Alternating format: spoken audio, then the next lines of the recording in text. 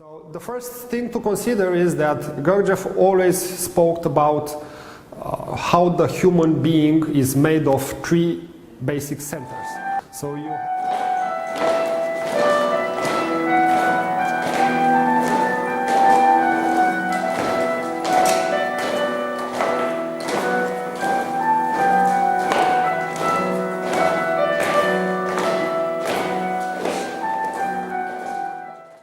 introduction, and now it goes.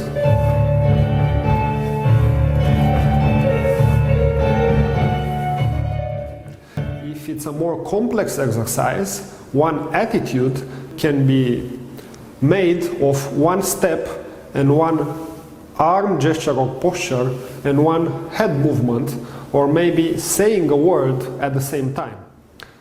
And when the right arm will do 2, when it will make 2, the left one will do 1.